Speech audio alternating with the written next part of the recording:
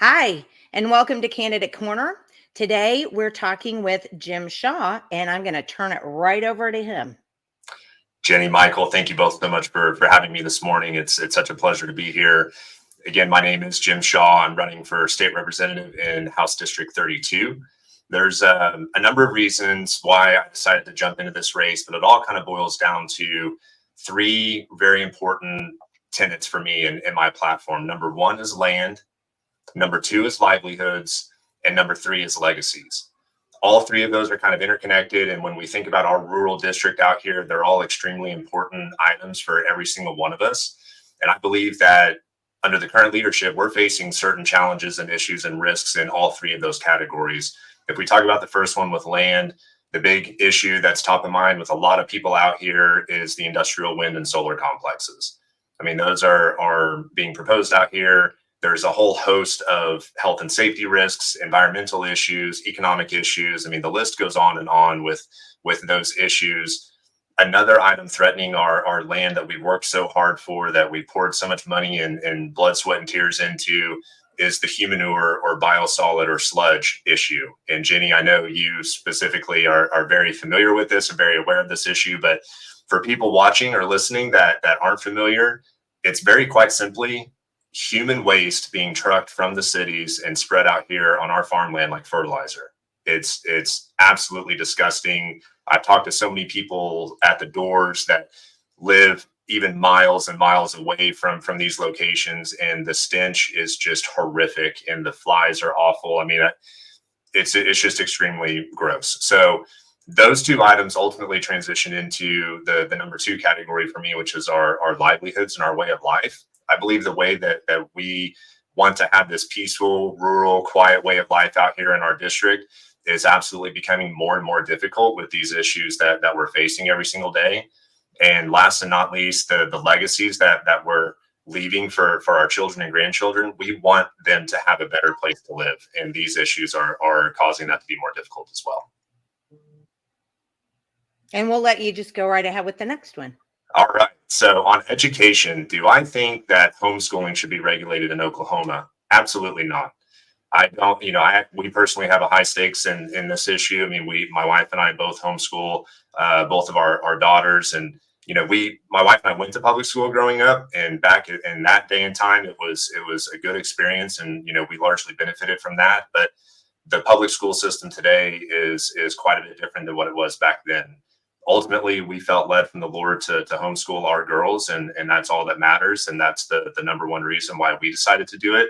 But I absolutely do not endorse the state getting involved in homeschooling, determining the curriculum, telling parents how to homeschool their own children. That's non-negotiable for me. And as we transition to the other item, which is parental rights and how that's important in education, I believe the success of a child's education starts with the parents. It starts in the home, and that's their involvement, whether that's getting on the PTA or being a part of the school board. Or parents need to be involved in their children's education, period. I mean, it's just so critical. And on the other side, I believe that the school system, the teachers, everybody involved in that organization, there has to be 100% transparency on the curriculum, the books, the overall performance of that child to the parents. There should at no time, under any scenario, be anything that's withheld from the parents. Awesome. All right. Well, let's go on to the next one then. What's your stance on the Second Amendment?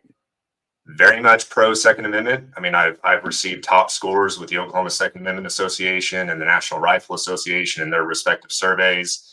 As a contrast there, our current representative that I'm running against hasn't been endorsed by the OK2A, which I think should tell everybody something. Ultimately, I personally am a purist when it comes to the Constitution, which certainly includes the Second Amendment, and I believe it exists fundamentally so each of us as citizens have the right to defend ourselves, our family, our property, and also protection against a tyrannical government, obviously.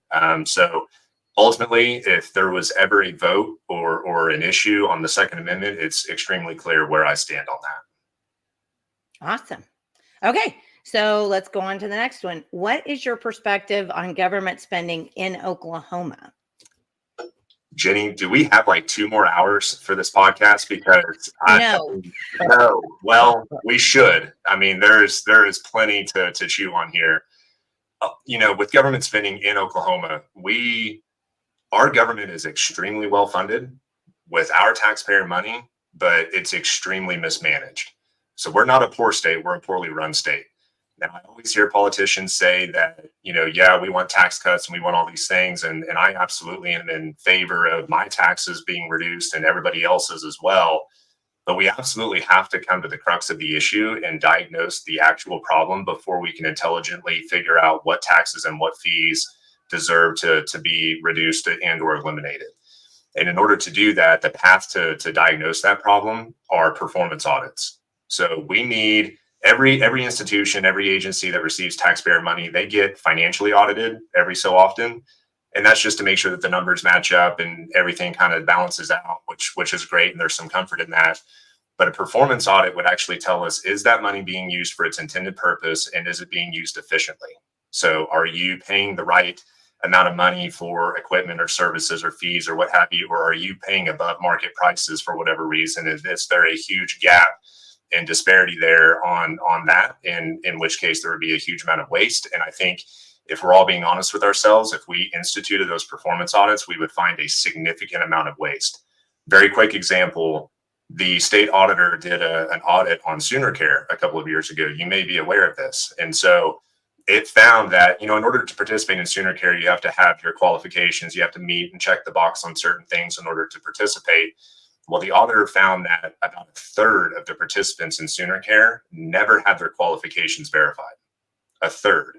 That equated to $1.6 billion in taxpayer money that was potentially at risk for those that may not have qualified for that service. You know what happened with that? Our current A and B chair did absolutely nothing with it. You know what happened with the rest of the state government? They did absolutely nothing with it. Who is our current A and B chair?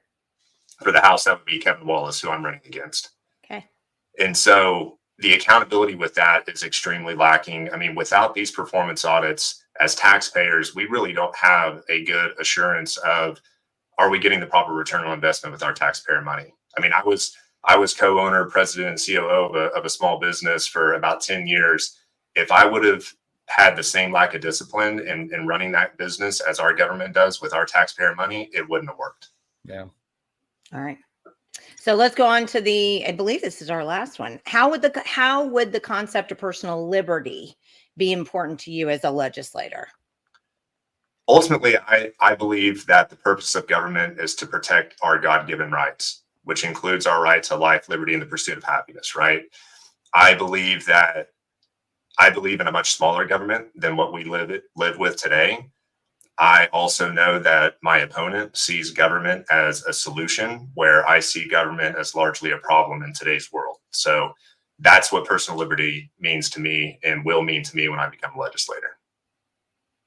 Honestly, that was awesome. Yeah, great. I loved that. I haven't even thought about it like that. Very good. Okay, so any other points that you'd like to make or anything? You've got a few more minutes here.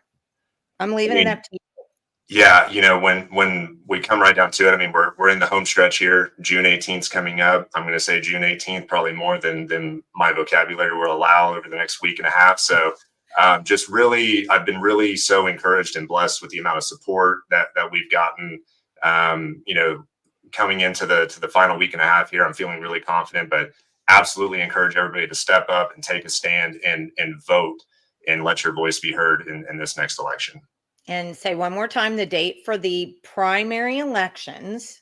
Primary elections is Tuesday, June 18th. So keep that on the calendar. That's All right, right. Jim, thank you so much for being with us and very good luck. Thank you both very much. Really appreciate it.